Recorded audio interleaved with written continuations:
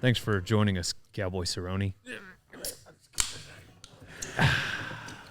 Nothing like a ranch fuel. Do you think today would be a good day to shotgun that? Oh, see, I already opened it. We'll get you another one. Hey, man, these aren't as easy to get a hold of as you think. You got to pre-order them. Not just anybody can drink ranch fuel, Cowboy. I'll shotgun one. Can I shotgun one tomorrow? Yeah. Let me shotgun one after jiu-jitsu tomorrow. Is this new? That's always been there. You never noticed You it? never noticed? Yeah, it's new.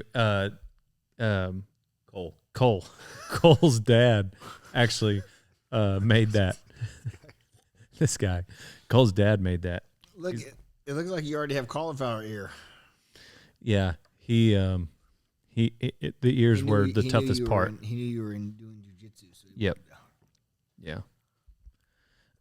Do you feel like you took it easy on me this morning in jiu-jitsu? You didn't even roll with me. You were like, Yes, I did. scared. Yes, I did. Whenever you were trying to like, Teach you. It was a teachable moment. yeah, I almost had you a couple times. Guys, I don't know if Donnie filmed that part, but I almost had him. Didn't I, Cole? Hey, I've been getting better. Tell him, Cole. He's been getting better. Thank you. He does no longer just lay there. He no longer just lays there and makes weird noises. And he also, but he still will jump on your back. Like when somebody's explaining something, you'll just hear a, "Hey-ya!" And then Dale will just have a backpack. And then he goes, my shoulder. Yeah, My pretty shoulder. much. Yeah. My shoulder. Guys, I just had shoulder surgery like 6 months ago. When Carson pinned my hand this morning, I did let out a yelp. I went, ah! You do ask good questions, though, because somebody will be explaining something, and Dale will go like, what if I just slapped him in the face? And they go, well, you couldn't do that. And then Dale will just lean up and just slap you in the face. What are you talking about? Of course I can. There's moments, well, I mean, you talk me out of this, but like some people say jiu-jitsu isn't real. There was the one day where I was just holding you down. Dale was in full guard. Like I was in Dale's guard, but he didn't know what to do. So I just had both hands on his shoulders. I mean, I was just barely keeping him down. It was like a little teddy bear trying to roll over or something. Like that's what I was like, tell me jiu-jitsu isn't real now, Dale. Cole knows more than me, and it shows. Okay, but It's the learning curve. You guys started at the same time. yeah, Maybe he just picks up things faster. And he's a college wrestler. you're a bull rider. Yeah. Yeah, those aren't the same. It means he's better at wrestling than me. That's a lot closer to jiu-jitsu Well, than bull riding. you should be able to stay on top when someone's squirming under you. But no, you just get rolled right off. Yeah, you would think that maybe You're- there's some you're right. crossover. Yeah, There's you're not. You're not. Turns out. I seen you today, like when you were on me. You fell off like I ride these bulls. Just one little strong whiff of air, and there you go. Like I said, you'd think there'd be more crossover. Yep. Be Not surprised. the case. Yep. Not the case. So, can we talk about the movie, Jason? How come you don't drink label out so you can show people what you're drinking? Because then I'd have to drink it backwards. I'm just drinking it. And then go, this orange cream sickle is really... I was awful tired before we started this podcast. Not anymore. He does these Bible studies every now and then, like he'll put them on YouTube just for like a select group of people. And we were Whoa. You can't say it like that. Well, it has okay, to- I mean, if you, I'm sorry. I picked up what you were throwing down. Yeah, Select few people. It's not a select group of people like you've got to be so good. I put out a Bible study. Anybody is welcome to listen to it. But he was You just saying to select people hitting the go button. Yes. It's unlisted. So you have to ask for it. And anybody that asks for it can listen to my Bible Why is study. it unlisted? Because I'm not a preacher by trade. I'm just You didn't want to throw that out there. I'm for just a everyone. goober. Anyway, Yeah, it was I don't right. know. It's my personal Bible study. It's like what I'm studying that week, and so like I'll just do like a quick recap of what I've studied that week, and I put it on unlisted. And people that want to hear it can text me the word Bible study or Bible, and I'll send it to them. and it's usually like 800 people watch the video. And now tell your story. Well, a select group of he people. had picked up the Mountain Up sponsor, and I was saying, like, can we, he was, all the reasons he said that it was unlisted, and he had just picked up Mountain Ops as a sponsor, and I was saying, you should, during one of your Bible studies, like Moses and the burning bush or whatever, and he got thirsty. Like, if only he had a Mountain Ops hydrate while he was out there. Good thing. Speaking of the burning bush, how come all prophecies and all God people only hear the word of God through a whispering meadow or a burning bush or a guy sitting on a mountaintop? How come? Maybe that's what it took to get their attention. It's just like, I don't know. If a burning bush started talking, and I would listen. Tell him about that guy who said he was Jesus at the booth at the NFR. Remember? No, he said he saw Jesus. Oh. That was kind of weird. I just went with my gut. So I'm at the booth. It was like the day after you came by, and this guy showed up. He said he drove all night to Vegas from Texas. I was like, oh, well, you should have just waited till I got home. It would have been a 4-hour drive for you. He drove all night. He had no money. He said, I was at work months back and I almost died. Or he said, I did die. I died. And I was like, how'd you die at work? And he's like, water. It got in me. I was like, all right, please stop explaining. But it's crazy. Continue like why you're here. And he's like, God, when I died, God told me to come to this booth and to look you in the eye. And I was like, did he? And he said, so can I see your eyes? Oh, you had to take the aviators off? And I looked around and I was like, no, man, you can't see my eyes. And I felt bad a little bit, but I just went with my gut. And my gut was not necessarily that he was lying, but I didn't feel anything in that story. Maybe I was wrong. Maybe, I don't know. He had a $10 million check in his pocket he was going to give me had he seen my eyes. But to Cowboy's point, what if he was? What if he wasn't kidding? That could have been it. But, he wasn't. But on that same breath, right? You're talking about this is what actually happened. But if a guy is coming to you saying, I just had God tell me to do this, it's the same thing. Here's what happened. Cole came around the corner, like, you guys wouldn't believe it. This burning bush just told me we need to do a couple things. And he'd be like, this is what happened. I don't know. In that moment, well, they were saying, he came down, he's like, y'all need to follow God. And he comes down there and they're worshiping a golden calf. Like, all right, you guys are clearly not on the right path. I actually got these 10 commandments. Anyways, so in that moment, he was like, and the 10 commandments were pretty clear, and I don't know, but whatever. I was like, when I was thinking about it, he was like, so can I see your eyes? And I was like, man, I need to go with my gut. And I looked down to think about it, and his shoes had this skeleton hand flipping me off with the middle finger pointed up at me. I was like, that's my sign. No, you can't see my eyes. And whatever, I'm not judging him for having those shoes, but in that moment, I was looking for a sign. And how often do you really notice a man's shoes? That was a pretty good reference. That was a pretty good reference. I noticed. Like to thank my sponsors, Ranch Fuel, for keeping us fueled during the podcast, Rock and Roll Denim, for the Reflex Denim, American Hats, Total Feeds, keeping all the horses powered, Can-Am side-by-sides, feedbuggycorporate.com. Last but not least, Mountain Ops supplements. If you need some protein after that workout, if you need some Old Sun Super Punch, get it at mountainops.com.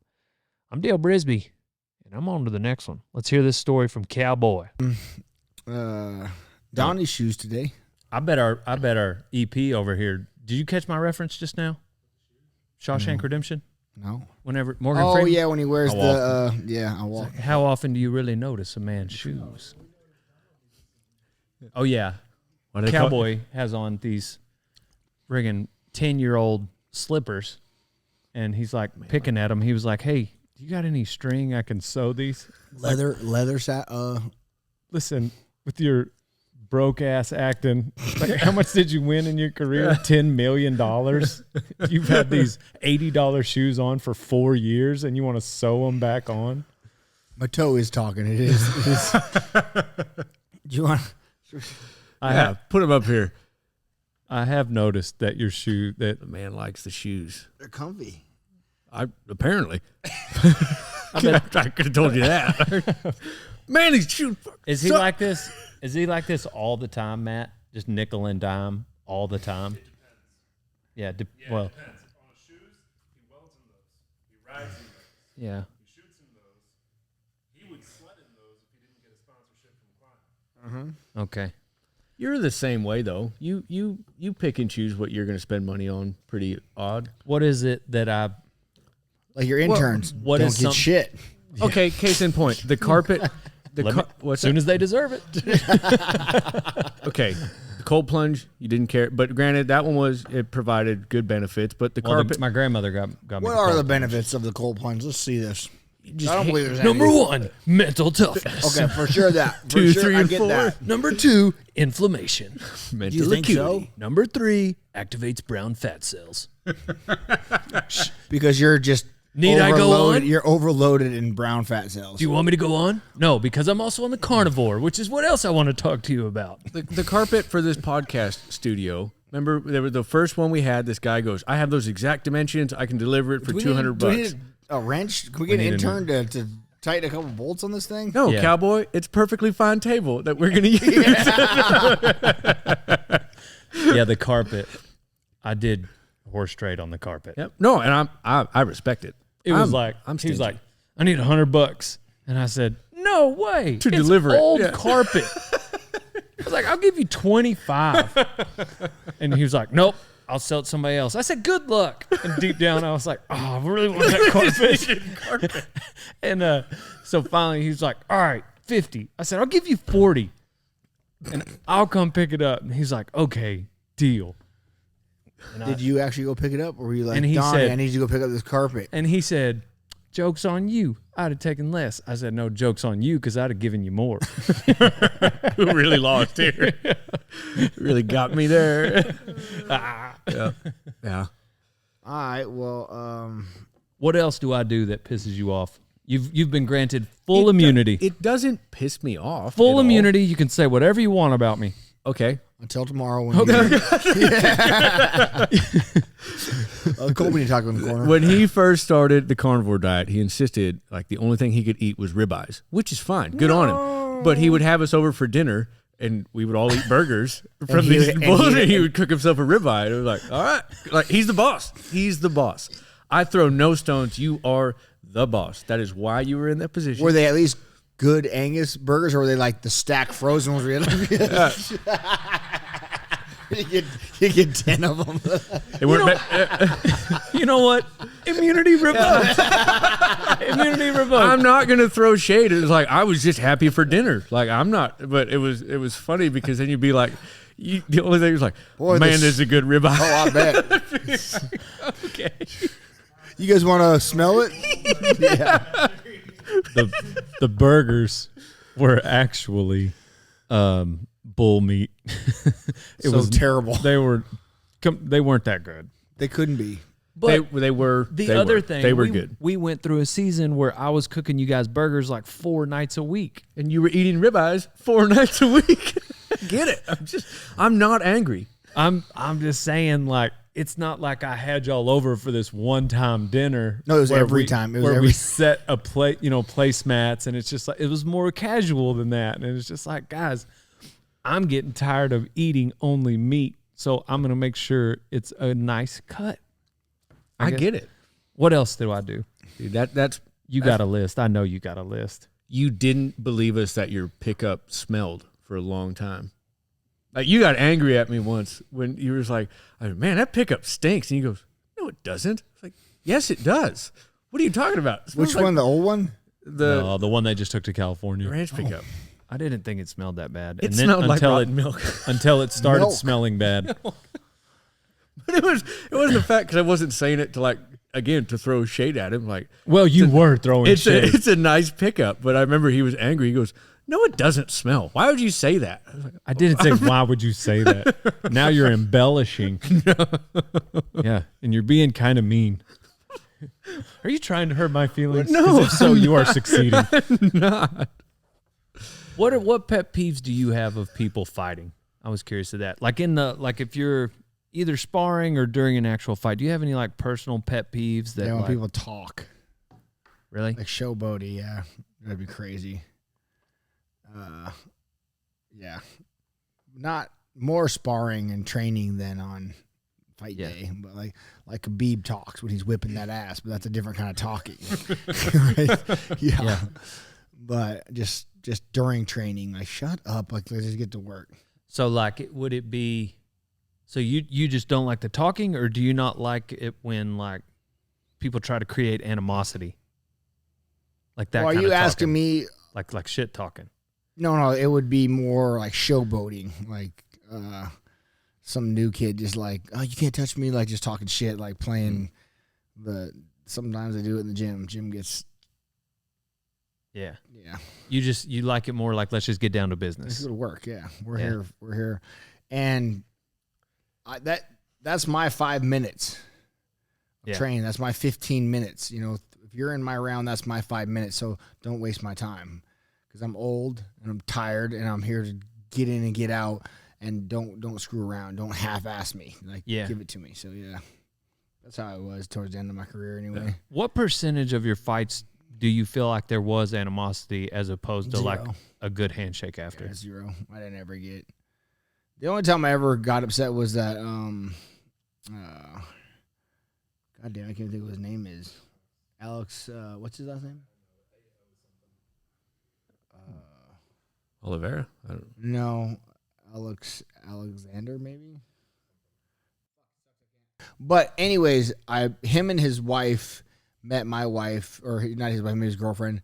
We hung out at the last fight, and everything's cool. He came up but during the fight press conference, he like said a bunch of stuff and said a bunch of things that he talked about, like my mixed mistresses and like things that I do outside. And I was like, hold on, Damn. yeah. like, I was like, yeah. excuse me? I was like, hey man, just so you know, because when the UFC creates the rooms, the block of the hotel, they put all the fighters on different floors and are on opposite sides of the hotel. Except for I didn't like my room, so I had mine changed. Well, I ended up next door to him. He didn't know that, but I knew that. So we were like right next door, and they were. And to me, it doesn't matter. Like, but when he said all that stuff, I just was like straight up like, "Hey, bro, you think you're safe? We're next door. I'll beat your ass at 2 a.m. Like, I don't care." And you know, like if you want to start talking shit like that, like my wife and kids, then you're talking about like me mixed mistresses. Like, dude, where's your basis of? You know what I mean? Like just the way. Right. And. So he like low blow. Like that's a bro code, man. You don't start saying shit like that. Yeah. And also, it just has nothing to do with the fight. Nothing. Yeah, he was just trying to wind me up, which Right. he did. So, but You submitted him, didn't you? head kick knockout. Nice. Yeah. Well, dropped him and then Right. yeah. I was going to ask, so like in your fight career, like you submitted quite a few people before you had knocked them out. Like, Only because I was a kickboxer and all the wrestlers didn't Right. want to stand with me, so they're like, Yeah. I'm gonna take him down. and then, but your jiu-jitsu was just, I mean, what belt were you when you first started fighting? Like how far along in your jiu-jitsu? 0 belt. Really? Yeah. Dang. So the funniest part is I remember when MMA started. It used to be called NHB, no hold barred. It wasn't quite MMA yet. Yeah. And it was starting to make its way. And I always remember when I was kickboxing, I never even thought about the MMA side yet. I was like, God, that's so lame. Like, if I ever did that, I would just knock everybody out. Like, I wouldn't even go to the ground. Right. And then I got a fight from a promoter, and then the rival promoter booked me the weekend before him. So I had 2 MMA fights back-to-back weekends. Right. Was that first one Nate something or maybe not? I might be. Yeah, Nate Farr or something like that. But the first guy I ever had a fight was a purple belt, Yeah. and we had to, so I had to go learn. I had Right. to figure it Yeah, out. wasn't it like 3 weeks Yeah, 3 or weeks. something silly short like I that? had to just go train every day. What's going to happen when he takes you down? How Yeah. are we going to, and just drilled it in. Just a lot like the condensed bull riding school we're in right now. Right. A lot like that. Damn. Yeah, kind of similar. That's pretty wild. Yeah, it was, I mean, back then my mindset was so much different than it is now. Well, it's geared that towards the bull riding, but like I was there to win, man. I didn't give a f- and I was there. I loved it. Yeah. Like it was my passion. Everything I embodied fighting and training every day, all day. That's just what I did. Like eat, breathe, sleep. Right. Nothing else mattered. I just wanted to. I would stay in the gym. I was always the first one there. Stay all day. I mean, when Greg Jackson asked me, so I came down with Leonard Garcia. We were training up in Denver. Leonard Garcia, like one of my best buds, got a fight against Roger Huerta. Right. Like 3 weeks notice, like short fight. So Leonard's like, I'm moving down to Albuquerque, go live at Jackson. So I was like, I'll go with you. Go down there for a couple days. I was just gonna go for a couple days. Greg asked me, like, can you be my 55er? Like at that time, bro, he had everybody. Like the list was humongous, and I was like, you want me over all these people? Like I'm not even signed to anybody. Right. I'm not in the UFC. I was in the WCA. He just saw it. Yeah, he just saw it, and he's like, I'd like to invest in you. And I was like, dang. All right. That's cool because Call my grandma, sell the house. I ain't coming home. She's like, okay. And I never left. How I long lived- did it take him to see it? I was only there a couple of days. Yeah. Yeah, a week. Yeah, not long at all. And I literally lived in a closet at the gym, at Greg Jackson's gym with Leonard. Like a closet, we had 2 bunks. If he was standing up, I had to be in the bed. Like both of us couldn't fit in the closet. It was crazy. And we would just, Leonard went out and fought Roger and got a bonus for fight of the night. So that kept us alive. Yeah. Because we were buds. We were like brothers. So he would pay for everything. Yeah. And then I was still like a traveling partner. Correct. Like a rodeo. Exactly. He just paid our way. Everything. We would go eat, training stuff. And it would just, like I said, we never left. Then I got the call, picked up my tap out, and started making money. And then Leonard and I moved out, found a house. Then I was like, man, let's move out here. So we bought the ranch. Yeah. Leonard and I bought the ranch. Well, my grandpa bought the ranch. I called him. I said, I found a house. I want you to come down and check it out. My grandpa drives down, looks at it like, this is what you want? I said, yeah. And he put a bag of cash on the thing and told the lady, I'll take it. And paid her cash for it right there on the spot. And I was like, oh, that wasn't what I meant, but sick. Right. I ain't going to say no. I'm not mad. So that's how that happened. But yeah, and then the ranch started, and started expanding. What year was that? Same house you're in now. Same house I'm in now. I want to say 2007. Dang, I didn't realize you've been there. That's almost 20 years. Oh, yeah. I didn't realize you've been there that long. I wish I had pictures that I could show you. It was just a little tiny trailer park, like a one house, like a single wide on 10 acres. That was it. Dang. Doesn't look like that now. No. Golly, it's like a fantasy factory. Right. Yeah. For UFC fighters. I think for anybody. I don't know. You don't have to be, you know what I mean? Like even. Yeah, man. Right. Just a guy. Just an adult playground now. I mean, Yeah. just built slowly and all the stuff I love and wanted to do. And I wanted a place where I could ride my motorcycles, shoot guns, play on horses, and not have any neighbors yipping at me. Because the house we rented we were in a homeowners associated. If someone parked on the driveway, you got a fine. Like on the, like not on the driveway, but on the road in front of your driveway. Like, come on. So it just kind of ticked me off. Early handshakes. Right. It's my pet peeve. Like if somebody like squeezes too early. Oh, I got you. See that? I squeezed too early. You didn't get to give me like the. No, this is, and it makes you feel very feminine. Yeah, and I'm the man. Right. And you're a little P word. That's my pet peeve. Fair enough. I get that one. Yeah. I always just knuckle everyone. Yeah, at the booth. Because I guess that's another pet peeve when people, you probably get it a lot too. People try to break your hand. Man, they love it. Damn, man. I got to shake 1,000 hands today. Right. It wasn't necessary. Why you got to do me like that? You squeezing. I'm not like, oh, you're strong. You're strong. Oh, wow. Right? He's a tough man. I bet you get it a lot. People trying to impress Cerrone. Or I just give them knuckles and they really knuckle you and you're like, come on. Like, what? Right. Yeah, what are we doing here? I'm not going to remember it. Yeah. I'm not going to. Or whenever they're taking a picture next to you. And I don't want I love meeting people at the booth, but if we are this close and your arms are around me and they're getting the camera ready, don't turn your face and talk to me right then. Hey, now that I got you here. I've never had that. 2 inches. Oh man. Because But the problem inevitably, is, then why do you turn back? oh, just to lean into Yeah, it. just to lean. But inevitably, when they're standing in line to take a picture and it's their turn, like something goes wrong with the camera. Always, yeah. right? Like have And- it ready. I literally do have all day, so it doesn't really Right. bother me. And I'll stand there with my arm around you for 40 plus seconds. I don't care. But let's both face forward. Right. I like when they look at you and be like, I have a business opportunity for you. You're never. You get that a lot. Yeah. I mean, probably not as often as you do, but occasionally I'll get that. Yeah. Do people ever call you the wrong name? Cerrone, I get Cerrone a lot. Or, I mean, just another fighter? Oh no, Yeah. I don't get that. Maybe now that I have luscious hair, they might confuse me.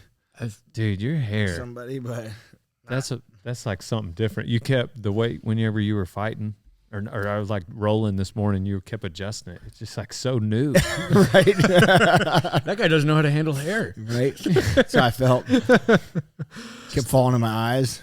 and a lot of other people noticed it too when we were at the power slap deal. People were talking about it. Yeah, it's like a rebirth. I like it. It's the new you. It's the new you. Who was did you watch like them UFC 1 and 2 and everything? Like, did you watch any of I that was stuff at before? UFC 1. Right. A buddy of mine, before I even ever knew I would wanted to fight, Yeah. he's like, let's go see this UFC. And it was in Denver, Colorado at the Pepsi Center. Right. And I was living in Colorado, so we went and watched it. And I was like, this is crazy. Yeah. Dang, you didn't even know you wanted to fight then. Knowing back then, there was no time limits, no weight classes, no rules at all. It was like Right. dick punch, like whatever you know what I mean? Like literally whatever they wanted. It was so crazy. There was that guy. He came out. He was a One one boxing glove, boxing yeah. glove, yeah, and then Yeah. he just taped the other hand. Bro, it was like nuts. it was. Nuts. I was. What go year ahead. was that? Oh, I don't know. I don't know. That It was like early 2000s. yeah, I had to be like, I think it was before 2000 because I graduated in 2000. So, correction, I was gonna say graduated in 2001. My early super 90s, senior year but was 2001. That seems like so. a long time ago, early 90s. Was it 94? Was it? Dang. Dang. So yeah, I was young. I was tiny. Yeah. I just didn't know, like, because I don't know, the way you talk about fighting, like it's a little more technical than the way Don Fry talks about it. Sure. But I mean, there's still like this same. There's just the same intensity there. Like when Don Fry talks about fighting, you just be like, back when the men would hit and everything. So Back when we was men. So Cowboy will say it and be like, oh, it's like, oh, well, we're gonna fight. So it's like the same intensity and everything, but obviously a bit more refined. You don't have that much gravel in your voice. You know what I mean? You know who I'm talking about? Absolutely. Yeah. Two-time UFC champion Don Fry. There's a lot of bull riders like that. Yeah. Absolutely. Who was it saying and it's, well, like it just happens. Oh, Jacobs was talking about it, or maybe Dean, but like just dumb guys ride broncs good, and it's just like there's some people that are really good at riding bulls or riding broncs, and they can't tell you why very well, like they just do the thing, and then there's other people that are a little more articulate about it, right, and can talk about it, and I happen to be both. So are you excited to I know you had a big role on Tara Sheridan's Yellowstone. Yes, I did. And now you might be getting another role.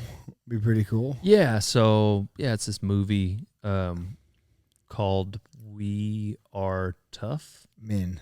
We Are Tough Men. No.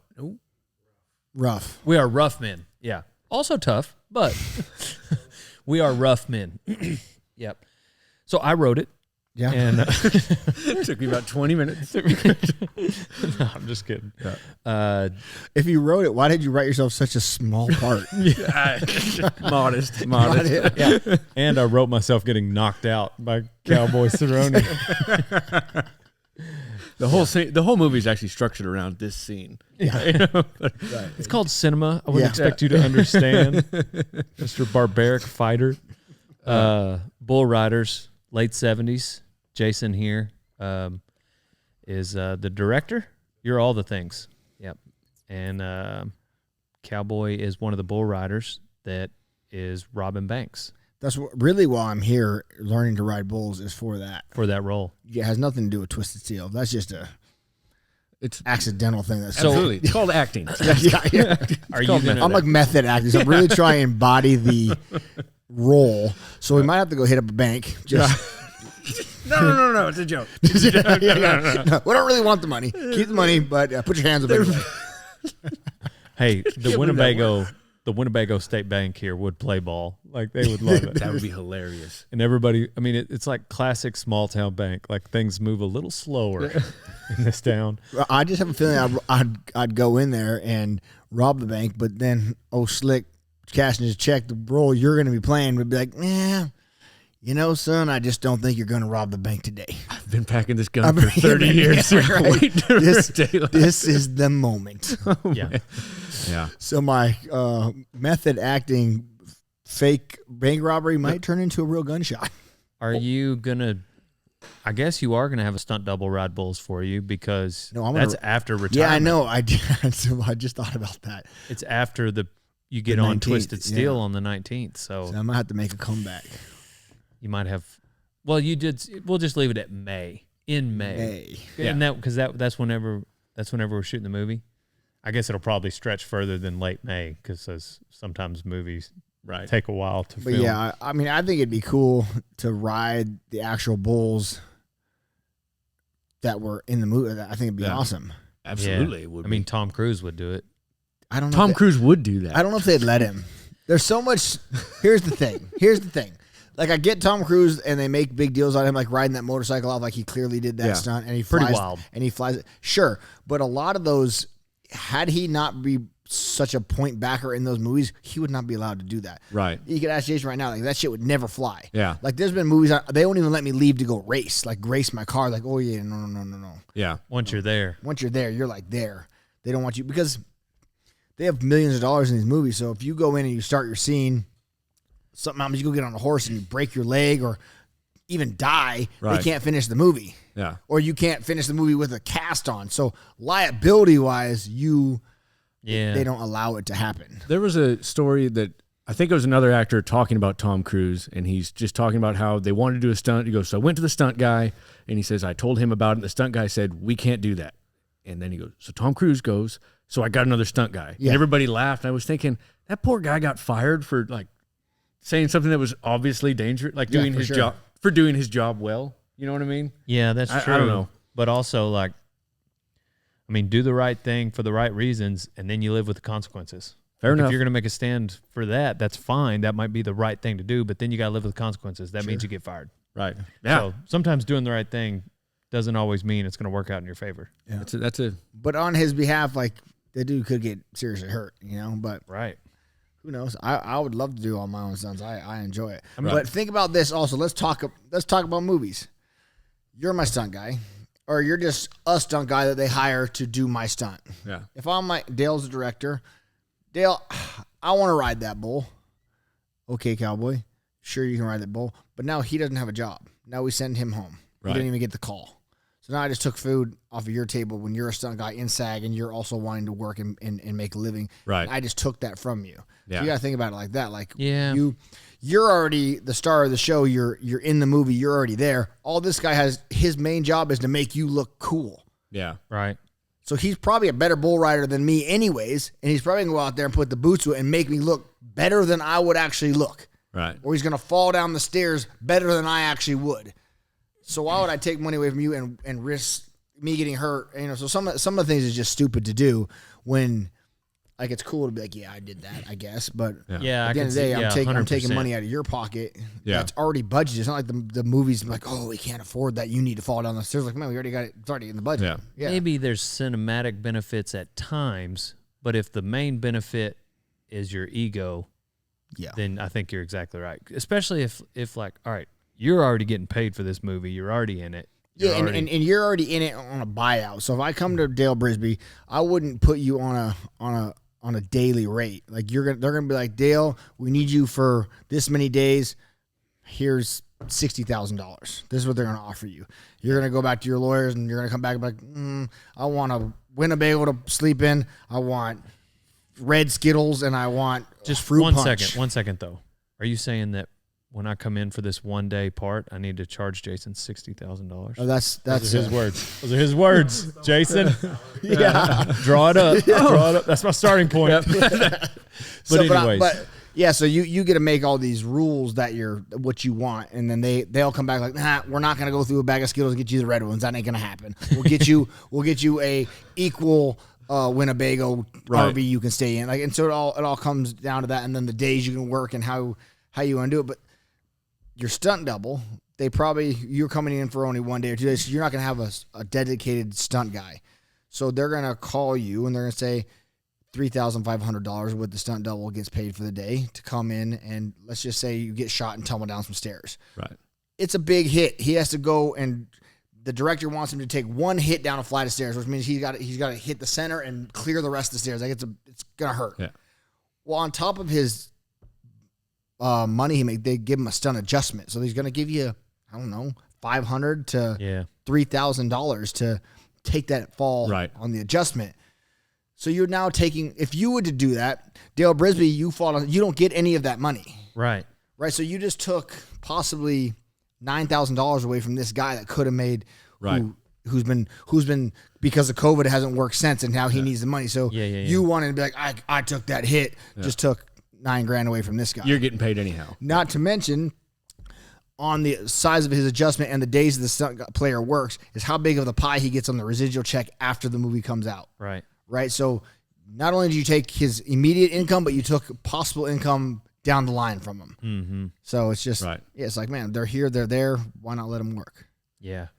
We bucked some horses during that whenever we were shooting on Yellowstone. Yeah. And they had a couple horses come in that, were meant to buck, like we're getting on in the morning. And, I had a couple guys get on them. And anyhow, they got that exact payout schedule is what they got. And we just got our second SAG check. money. That's just what it is. It's all everyone gets it the same. It's not like what about the scene with Spencer Confidential? What he didn't get hit, so Marky Mark probably didn't need a stunt double then, did he? Oh, yeah, but I kicked him in the groin 3 times. It was pretty cool. I mean, he wears a strap from both his legs, so I can kick him as hard as I want. And I just hit a strap like in his. Oh yeah, it's pants. like tied to his legs. Yeah, so I can like lift him off the ground with it, and it never actually gets the huevos. Right.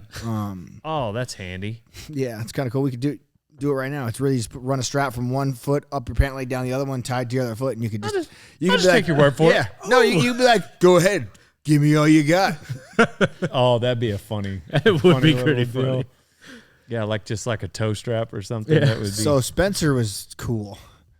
That was a fun movie to do. I got to, so the stunt guy, Dashnoff, probably one of the biggest, Jeff Dashnoff, he has 3 sons. All of them are stunt coordinators, and they all run this business. And we were filming a movie. You want me to tell you a story about how I became into the movies? I'm at Greg Jackson's. Director comes in. I need a bunch of guys to audition for a fighting role, right? We're shooting a movie in Santa Fe. We have a prison that's closed down because they had a big Santa Fe riot, and they were in there for 4 or 5 days, and they closed the prison down because a lot of gruesome shit happened. Anyways, movies now film there. So they had to come fake fight, teach us how to fake fight and audition for these roles. Yeah.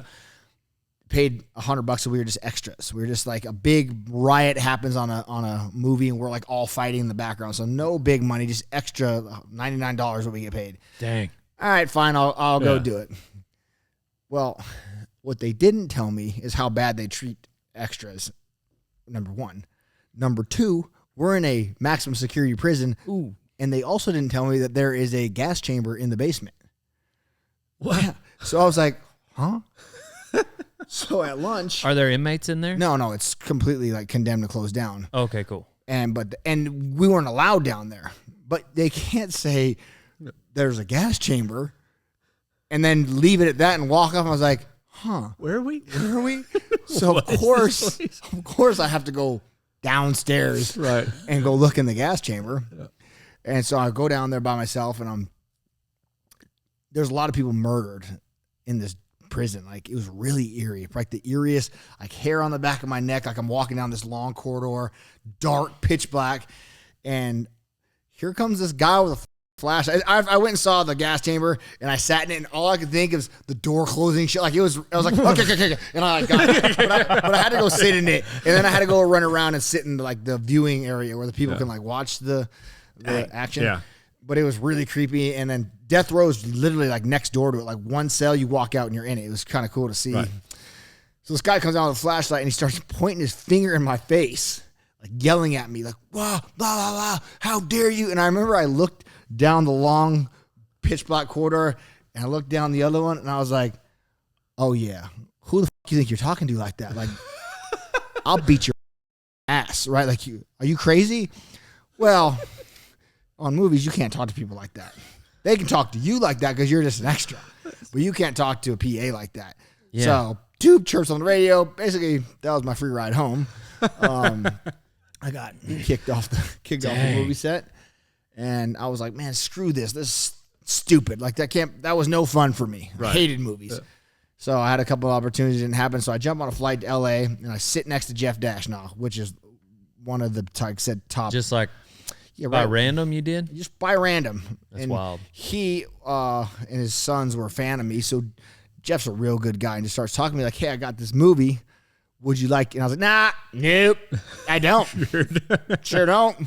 Don't have any interest in it. And he's like, no, it's okay. We're doing stunts, and it's totally different. Like, you're under me. I'm your boss, and it's like, all right, man, I'll come check it out. And we did a movie called Godless, a Western with Jeff Daniels, I believe. Is that the Dumb and Dumber guy? Yep. Which I just want to keep talking about Dumb and Dumber the whole time. he didn't want to talk to me about Dumb and Dumber at all. Super serious movie. No thanks, it's a cardigan, but thanks for asking. Yeah, I mean, I just wanted to be like, so what was it like? You know, it's like my first movie back, and I'm with like Dumb and Dumber, dude, come on. Yeah. So I was like, did Jim Ray really run up and hit you with a stick in the back of the leg? Like, was that real? Like, you know, I had like so many questions of Dumb, and he would grant me the answers just because he's a nice guy. But he did a really good job, riding a horse with one arm, because he loses his arm in the movie, so he had to like get on a horse with one arm, and he did a real good job never riding a horse to be with one arm. Yeah, man. It was fun. It was cool, and learning the soul stunt side. So now I get my SAG card through this movie.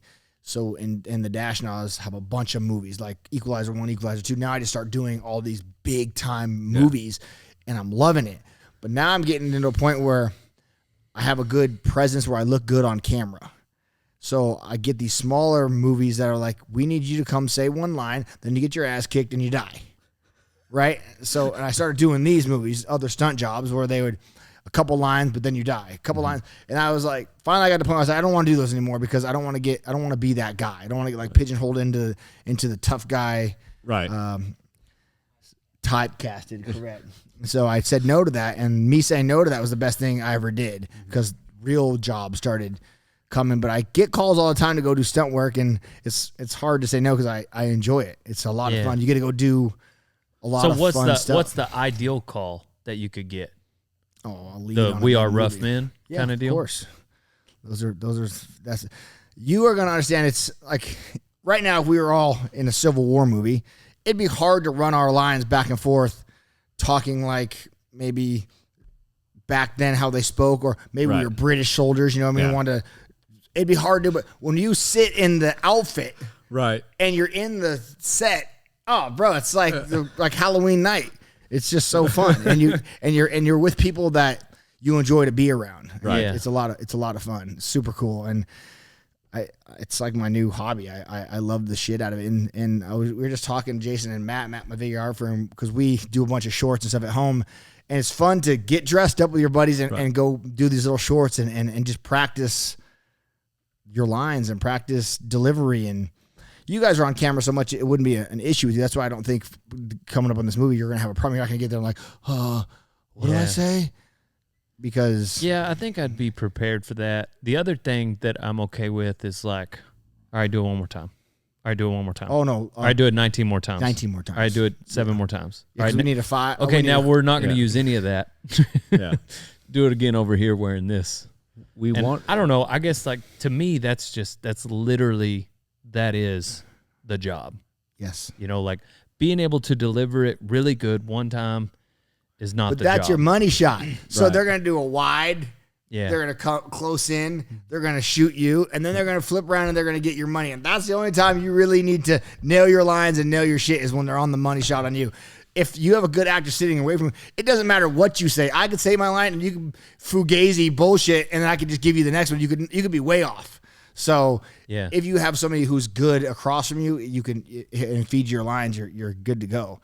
So yeah, I've done a couple movies with people where we just fucking play around and make up shit and then Right. try to get them not to have a straight face. I mean, you get in a lot of trouble because them Right. doing extra takes to get pissed off at you, but Yeah. it's fun. Yeah. It's the funnest. Yeah, outtakes are hilarious for those. Yeah. Yeah, that's where like working with like Will Ferrell or Jim Carrey would be so fun. I agree. Oh Yeah. God, I'd have so many questions to ask them too. Yeah. Yeah, it'd be neat to, which, you know, they're probably, that's been their whole career. Yeah. It's like really good outtakes. I imagine there's probably a little bit of, not resentment, but like they're probably over it by now, you know, at the end of a career. But like, if you saw, for instance, Will Ferrell, like being on the set of a movie with Will Ferrell and Jim Carrey, where it's just Have like, they ever? I don't know, but I'm trying like, to think if they've ever. they're both like comedic type spots, Yeah. you know, just hypothetically, I'm sure they both respect each other. And so like if they were able to get each other, I bet that would just be a neat moment to witness as a, like if you're even just like the key grip or something, Right. you know, the snack guy. Yeah. Yeah, but but what's even crazier is they're not like that in real Right. life. Yeah. They're like totally different. And then like they'll be like Jeff Daniels, he'd go play his violin and he'd go sit and read his book. Yeah. And he'd have someone stand in for him and he wouldn't move until they were Right for the money motherfucking shot. ready for him. Yeah, not even like a test rehearse. They'd have somebody else do that. Yeah. When he had his lines and he'd be like, when you need me, and he'd go and super serious and then just snap it on. Yeah. So I don't know. I mean, I don't know Jim Carrey like that, Right. but I don't know Adam Sandler. Like, are they funny all the time, Right. or do they just kick it on for the movie? Marky Mark's like that all the time, you said. Just like he's like, Good dude. Like, Gotcha. like the good, Yeah. like out of all the people I've ever met in the movie industry, he was like by good dude, I mean, he like every day he would come and eat dinner with everybody because that's how that works. Remember your Winnebago trailer that you're going to get contracted for? Well, you would get crafty and then you'd go back to your trailer in between your shoots. Not Mark. He would hang out with everybody, like just bullshit and chill and eat lunch with everybody and take pictures and, you know, because every day we were at a new location. So at that new location, everybody there wanted to meet Marky Mark. And he would just embody. It was so cool. I was blown away by like, man, that's how I want to be when I make it. I want to be cool. yeah, but you're pretty cool with fans though. Well, the only reason is because I know one day they're gonna stop asking me. Yeah. One day it's gonna stop. That's the one that hit me. Right. Which I've very like I'm about to pee my pants or something. I might tell somebody, wait right here, I'll come back. But I don't ever tell somebody no. Right. You know, there might be moments like I got to get to this thing at this time, but I try to stop every time. You know. Picture we'll do it as we're walking. Do it as we're walking. yeah. Come on. Yeah, but also like but that feeling I have inside of me, you put into words when I heard you say that on Cam's podcast. Yeah. Whenever you said, because one day they won't want a picture with me, and that was pretty deep. You're like, ooh, yeah. But So I mean, I don't know how cool it would be to work with those guys. It'd be, I mean, I think it'd be fun. I think it'd be cool. I'd love it. Right. I had a little. Do you fangirl, not little girl moment, fangirl moment with Caleb Francis? Do you follow him on social media? He's pretty funny. He's a comedian, and I got to meet him a couple times. I went on his podcast. That was pretty neat. Like I had that, but he's exactly the way he is in his videos. He's the same way in real life, and even just more. I think but the influencer / social media people are, because you see them so much and Right. that's kind of how they are. Yeah, that's true. Right. As opposed to, we're talking about amazing actors like Denzel on your wall over here. And there's so many different people. Right. Right. Right. Yeah, they play different. They play different roles. The good guy, the bad guy. Right. The comedian, the lover, the hater. Right. And so I think it's just they get lost in who they really are. You know, I think like I think they become, plus those guys are like drama kids, and they're like, they're already kind of, right. They're not the outgoing sports people that you, they're already a little unique. Yeah. Already a little unique and already kind of just to themselves. And then, but they're brilliant at what they do. They can just come alive on camera and then they go back. So you don't really know who it is which guy. Like I would love to go hang out with Jim Carrey and Dumb and Dumber. Right. Like that would be, but is that or am I going to do I get the Jim Carrey from Man on the Moon? Like, I don't know. Yeah. Yeah. Right. I think for the most part, like when the camera's on me, like what we do is most of the content I film is vlog. Right. Or a podcast. So like if you added up all the minutes of all my videos, you know, a large percentage of them are documented. A small percentage of them would be created, meaning like, or scripted, like the 67-year-old rancher. And so for the most part, I like to think that who you see on camera is who I am actually. But sometimes at the booth, if I got a booth like California, I'll be there Thursday and Friday, 10 hours. And it's kind of counterproductive. I need to probably change it. But as a businessman, if I'm going to fly to California, my booth does its best when I'm in it. Sure. So when it's open, I'm in it. Yeah. And so that means for 10 hours, I'm going to stand there and take pictures and meet people and shake hands. And that doesn't mean I'm expecting each one of them to, you know, I never check, like, did you buy something? Like, I don't give a shit. Like, if you just want a picture, completely okay. Cool. But that 9th hour, they're getting a very tired of course, Dale Brisby, you know. I'm still me, but I might be running on very little sleep and caught a red-eye flight to be here, and I've been in the booth for 9 hours, you know. So I think everybody probably has those moments, and I just feel so bad for the fans that meet us in those moments. You know, it's just like, man, I'm just super tired. So your role that you're about to be in this movie, you got to make him however you want. Yeah. You got to literally create an entire backstory for this guy and make him anything you want. That's the cool thing about the movie thing. Yeah. He could have a limp because he got run over by a car saving a kid. You know, whatever you want. It's your dude. Nope. We're going with that. No, that's it. You know, he could, so long as it lines up with. Yeah, he could go for his gun, but he's got a slow draw because he got kicked in the face by a horse. You know, who knows? So it's just whatever you want. It's your character. You get to make him. I have a theory about actors, like everything you guys are talking about, actors being different off screen versus on screen. It was like, you think about all your favorite actors. It's like the only time you get to spend with them is when they're playing a character, right? They're reciting scripted lines, or in some cases, like they might be ad-libbing a little bit. And then, you know, you get a vlogger or a YouTuber like DB. You can hang out with Dale for thousands of hours. Right. We'll meet kids at the booth who know the horses better than I do. Yeah. And that's why I think talk shows, late night shows, used to be very popular, because that seemed like the only time you got to hang out with these actors. They would be funny, and then you realize that most of those are scripted. I mean, they all are, you know, for within reason.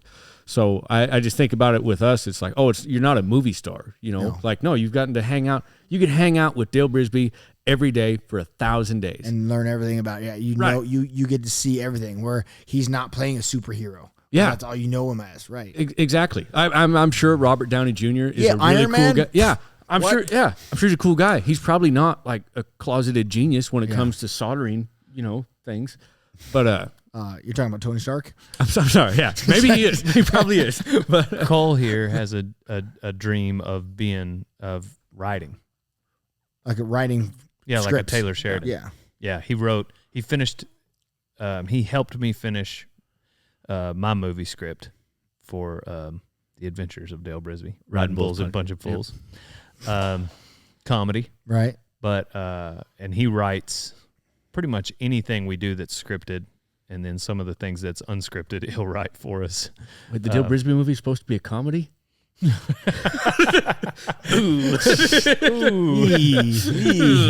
a pretty serious one right now. But yeah, that would be, which, I mean, that seems like a unique in, you know. I don't know how the best way to help you there. I mean, I just keep writing. I just like stories And I write a lot of stuff. A lot of times I just give us outlines, and there's sometimes it'll be a joke, but we riff off each other a lot. But I've always appreciated just good stories, and just, I mean, really, and you can look at a lot of movies nowadays. They're very, I don't want to get political on it, but it's like they're just very woke, and then the writing suffers. So now it's not even a good story. You know what I mean? What's crazy about how good of a writer is, he can't read. Everything. He talk, text it. Yeah, dictate. You got a dictator. Cole, what does this horse with a hat mean? Well, let me tell you. I gotta pee. I'll be right back. Yeah. Stand Yeah. by. Yep. What were we talking about? Bull riding. I mean, we were just talking about script writing, just good stories. I think you've been on, is it 12 bulls that you've been on now? I don't know. 12 or 15 bulls? This is your third practice session. Yep. How much longer do we have before Twisted Steel? Maybe 5 or 6 more practice sessions. I'm hoping. The problem is April is going to be really hard. I have 2 movies running beginning April and then the end of April. And then we have UFC. You're coming to UFC with me? Yes. You have invited me twice, and you forget that you've done that twice. How many close friends do you have? I thought we were getting pretty tight, Cowboy. He's like, We got Slap 7 and UFC 300. oh, what's the weekend, by the way? It's a 12th, 13th. Something like that. That's 12th or 13th. Okay. I think Friday's 12th, and I think the UFC's on 13th. Yeah. But if you don't want to go, I can sell your ticket for thousands of dollars. Whoa. Back up. Add your stunt double. Yeah, right. Yeah. So what? So bucking bulls. So yeah. And then a movie after that. So that I'm gonna have to come on the weekends in April. Yeah. Fly in, ride bulls, fly out. Yeah. I need the Dale Brisby private jet to come swoop me up. Are you more excited now than when you started, or just as excited? How do you feel? You wish you had more time?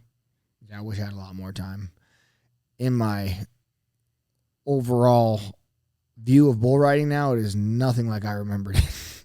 Maybe because I'm 41 now and it's a little tougher. But yeah, I wish I had like years to prepare and be ready.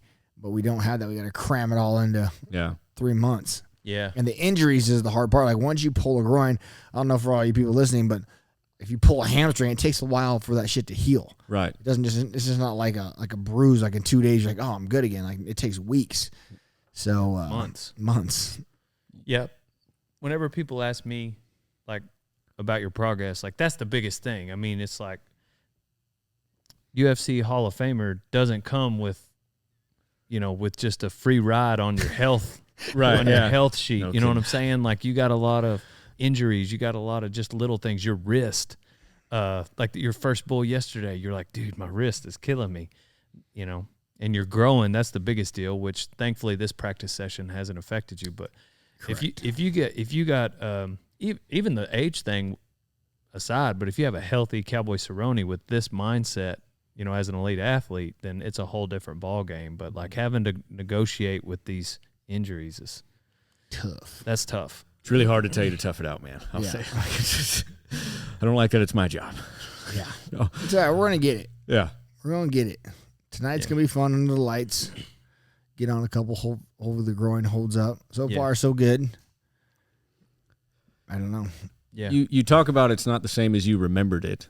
What about your first, like the first bulls you got on? Because you got on a couple, right? Yeah. Way before? And it was but it was never, I don't ever remember being like super sore afterwards. I think the age is what is, like now I get thrown off. When I was 17, 18, I got thrown in the dirt and you just pop right back up like a kid. Like, that was nothing. Now it feels like I got hit by a bus. Right. Like just riding the 2 bulls last night, I woke up and I'm like, oh my God, what?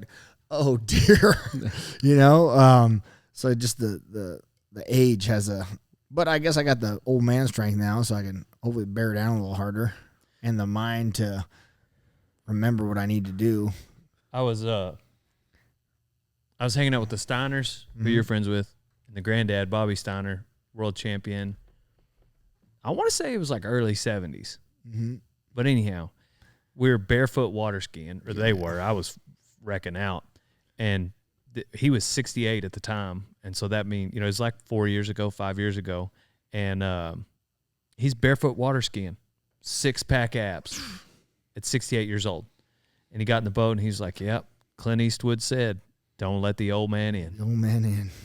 And well, anyways, I was rolling these last couple of weeks with Brian, the blue belt that you rolled with this morning, and every time Brian would come in there, I think it's just how he starts small talk. He's like, "Oh, I'm getting so old." And last session, I was like, "Brian, you have officially let the old man in." and he took it to heart. He texted me that night. He was like, "I'm done saying that. You're not going to hear me say that."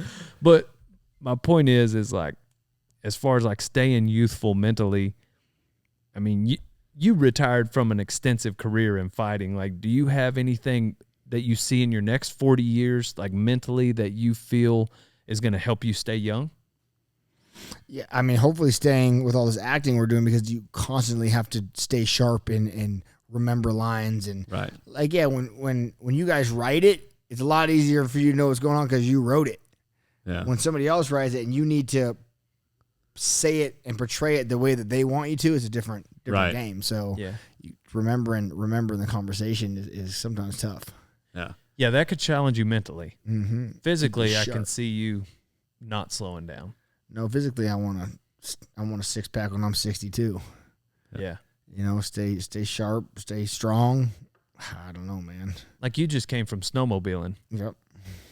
It's just prior, the like 2 funnest days thing ago. Yeah, and I'm going back. And then you're Straight going to to go the race Can-Ams. Yep. Just keep it moving, baby. Yeah. That's wild.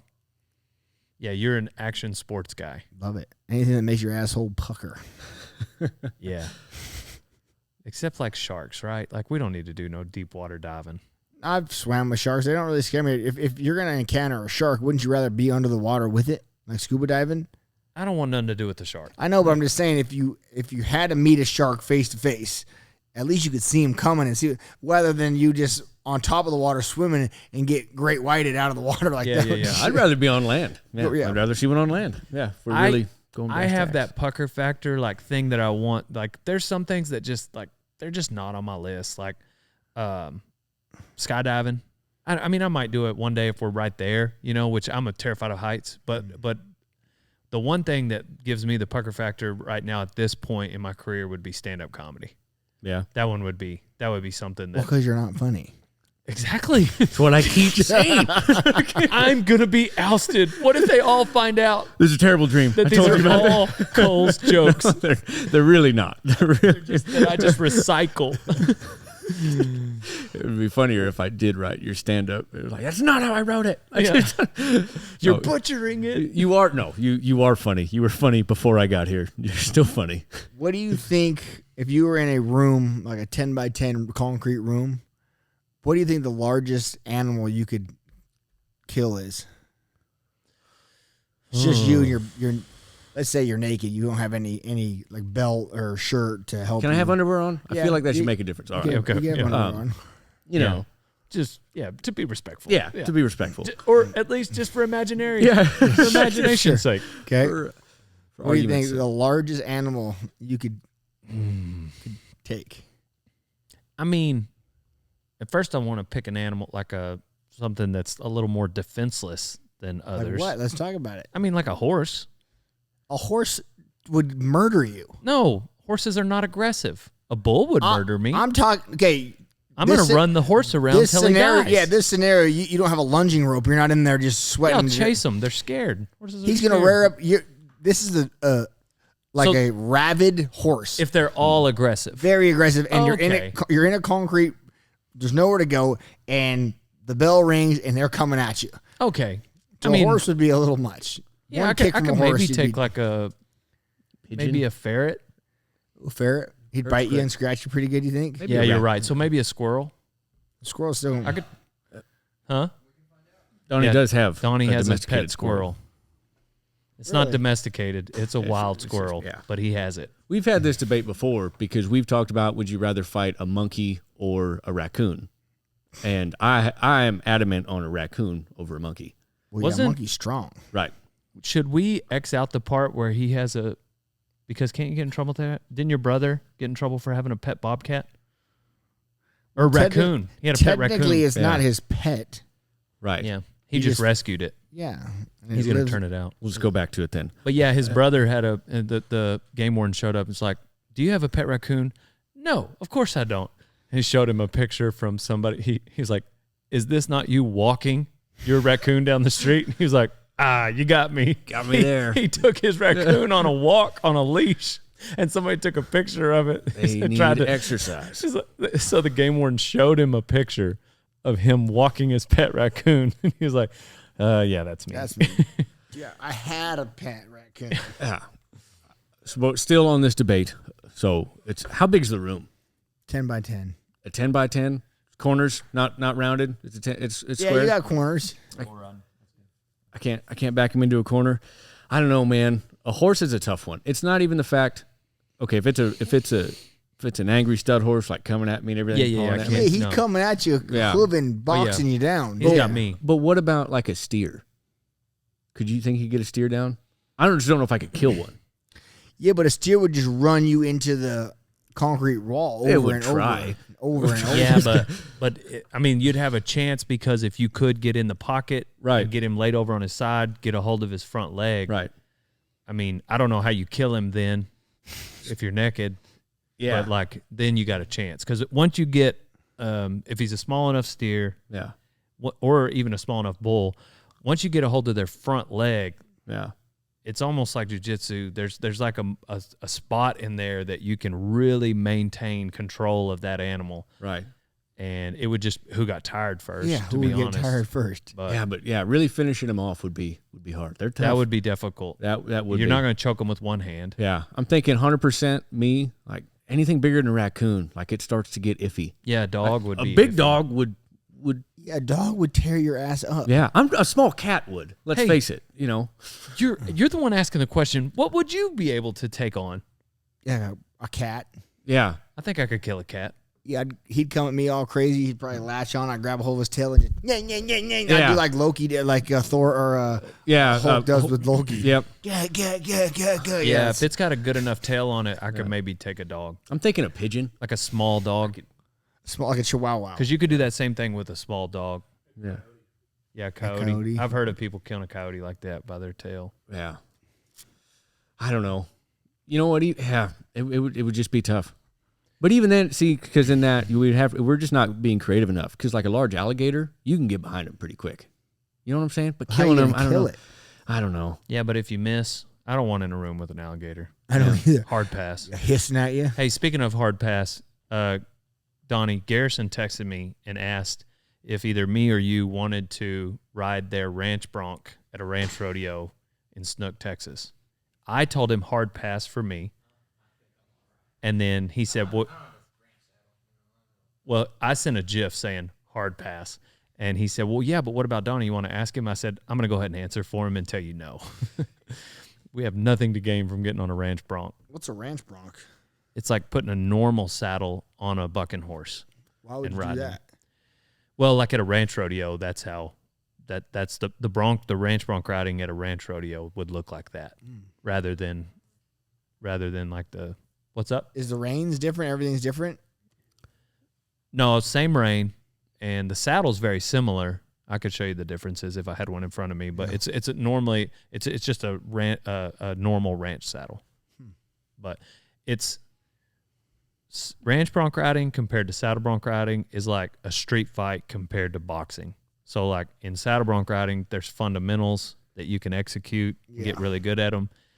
In ranch bronc riding, it's a street fight. Like it's just hold on for dear life, and you can kind of apply those fundamentals, but like this joker might pull a knife on you. And I don't want no part of it. Yeah. But speaking of fights, tell us about Chris Pratt. Is it Chris Pratt? Pratt, yeah. Chris Pratt, his stunt double. Well, just training with him and doing the terminal list. Oh, did you stunt double on it? Or you just trained with the stunt? No, I double? was like the end bad guy on Terminal List. When they made it through the house, I was like the last guy. Yeah. He hit me in the head Really? with a hatchet, yeah. When they were on that little island thing? I I remember did. that. I watched that. Like I watched it. I was glued to the screen. Why you didn't see me, I Yeah. don't know. I'm in like the secret room they open at the end. Yeah. And I go out there and fight him. I get Oh, were you tomahawked. in the room with the woman? Yes. You were a bad dude in that movie. Maybe I did. Maybe I did notice that then. And then I went out there and we like tussle and he goes for a gun. I try and stop him. We roll around and then he takes a tomahawk out and hits me in the head with it. Was it Chris Pratt or was It was it a his? stunt double who's like a super athletic, fit guy. And then Chris was a lot like you in jiu-jitsu this morning. Okay. So Bit of a bitch. So mimicking the same Watch it, buddy. mimicking the same movements was just it's kind of tough. But Yeah. it was good. We got it done. And it looks really good. You know, Super nice guy though, huh? super nice guy. Yeah, awesome dude. Kind of close to like Marky Mark. Yeah, I mean, only time I really dealt with Pratt was on the set. Like we didn't really hang out. He kind of went and did his own thing, and but it was awesome working with him. You know, it was super cool. He seems like a legit dude. Yeah, Parks and Rec, it's hilarious. He's hilarious in Parks and Rec. he was a solid guy, but it was cool to see him. I mean, to me, seeing Pratt, all I see is Guardians of the Galaxy. Like that's who he is. Star-Lord. Star-Lord. Yeah. Yeah. So, and he was playing a much serious role in the Navy SEAL terminal list. All I see is Parks and Rec when he's talking to that doctor. And he's like, when I wipe, it's just I wipe and I wipe and I wipe. It's like I'm wiping a marker. It's just, That's called the crayon shit. oh, dang. But Do you yeah. remember, can you remember your very first fight? Oh yeah, David Urquhart, one of my friends. Now today, What happened? we were in 5th grade, and he pushed me in the hallway, and I just punched him in the eye. That was about the extent of our. This fight is going to be 3 hits. I hit Yeah. you hit the floor, and the ambulance hits 90 on the way to pick you up. Kid Rock ball with the ball hitting in the background. So yeah, that was that. Are there any memorable ones that kind of like, where it's like, you know what, I might do this professionally? Had to have been. Yeah, Had to have been. yeah. I just love fighting. Like back when, I mean, you got to remember 1999, 98, 97. It's not like it is today. People didn't pull guns and weapons and Right. get a bunch of people like. And where I lived in Colorado Springs, Colorado, it was like a bunch of good old boys. So if we have a problem, we fight. Right. And that was just it. Right. Shake hands, or the cops get called and they send you home. There was never. It was never someone doing a drive-by in your house. I mean, I'm sure in other cities that shit was going on, but not where I lived. Not at that time. It isn't like it is now, where like a kid get a gun and bring it to school and shoot everybody up because you whipped his ass. Like Right. it wasn't anything like that. It was just fight, cool. And sometimes I got my ass whipped. Just how it goes. Because Yeah. I was tiny. My senior year. I was 112 pounds. Dang. Yeah, That's tiny. Dang. So I got picked on a lot. So I just haven't- Senior year. Yeah, it was my super senior year that I grew. Came back finally. Like What is super senior year? it's when you do it again. Oh, gotcha. yeah. Thanks, Dale. Got any more questions? Yeah. Sorry. Some say it's the 13th grade. Yeah. Some say you just do the 12th over again. Excuse me. Yeah. Excuse me for getting it through on 4. Good job, Dale. So, Listen here. I guess I was expelled my freshman year. I was expelled my senior year. Where's your Sorry. Nobel Prize? Yeah. let me omit my "Where'd you go to college?" question. Won't ask that. Ooh. Ugh. All right, I got nothing else because my line of questioning is over. So, Do you think that your request to go on Rogan just now was real? no, I don't know what that is. That's great. Rogan would just text me. We're like buds. So, Yeah. How many times you been on there? 3. Yeah. 3 times. Just shooting the shit. I'll go back one day when we have like a big movie or something cool to talk about. Pump it up. What's UFC 300 going to be like? The most, Me, you, and Donald Trump? probably, yeah, Trump will definitely be there. He'll definitely be there. He loves them. And it'll probably be the most viewed UFC in history, I bet you. Really? Except for the main event's kind of shit. I think they could have done a way better job with the main event, but all the other fights leading up to it are going to be huge. But it's just going to be, it's in Vegas. It's going to be the hardest show to get in. It's going to be like the Super Bowl. Really? You know, everyone's going to want to be there. Except for me. Do you? You don't want to be there? I mean, Is everybody? I'd rather be a slap 7. Like I'm going, because the slap, I love that. Is everybody going to be hitting you up For tickets? Yeah. Oh no, that shit happened years ago. I told them don't. And someone would call me like, hey, can I get a same thing with this bull riding? Like, hey, I just sent them Ticketmaster.com link. There you go. Yeah. That's how you get your ticket. Yeah. Right there. So That's actually why you're doing it. That's why the PBR is doing it. yeah. To sell tickets. To sell tickets, Yep. correct. But they just want the free tickets. How do we get this? How do we get the hookup? But like Vegas, when something's in Vegas, everybody automatically wants it for free. And not only do they want it for free, they want the VIP. How do we get the VIP of the VIP? How do we get in that back room where everyone is? So that's to me, that shit gets super old, but Right. it's all good. We'll already be in the back room with the back room. Yeah. Well, I didn't know if that's why you kept asking me, because maybe there's like somebody else that you want to take.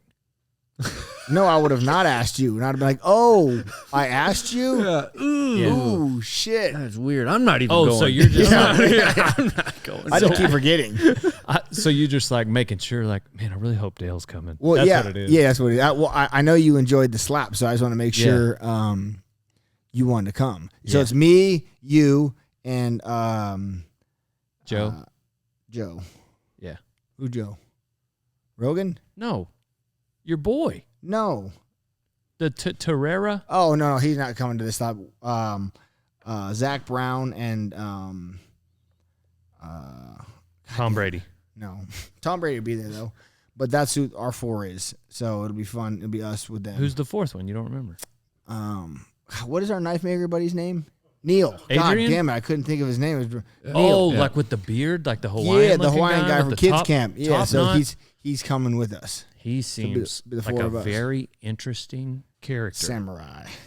He's a cool Yeah. dude. Yeah. He seems So like yeah, he's that's got the- some sort of story. So me, Most you, definitely. Zach, and Neil will be at Slap, and then go to UFC.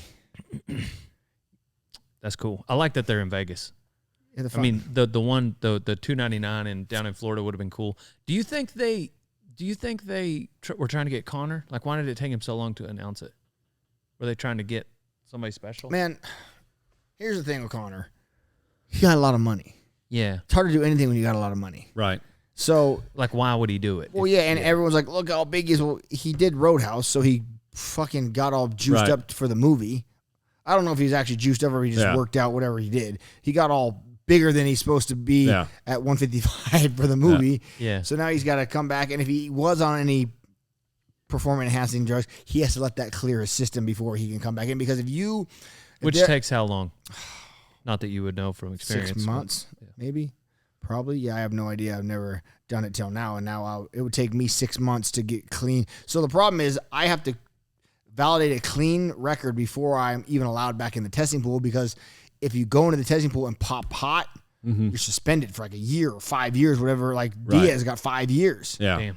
Right? So you want to make sure you're eligible before you go and play the game, because if Connor's like, yeah, I'm good, let's go, and then they do a random test on him and he fails, suspended. 5 years is a long time. Dude, so that's your whole Dude, career. that's your career. That's And now what's crazy about Diaz is marijuana's legal, dang.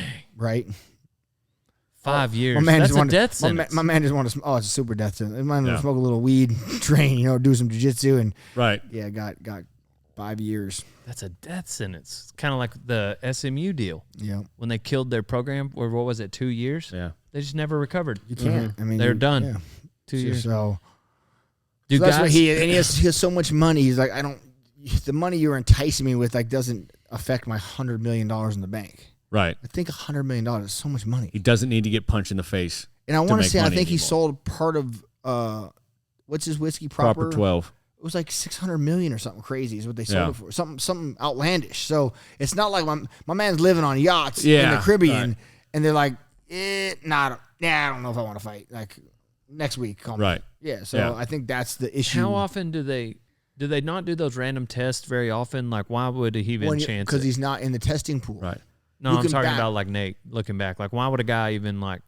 Did he just have a weak moment and did the deal? And If you're in the testing pool, they can like knock on your door whenever they want, Yeah, right? sometimes they'd yeah. get me at 11 o'clock at night and 6 o'clock the next morning.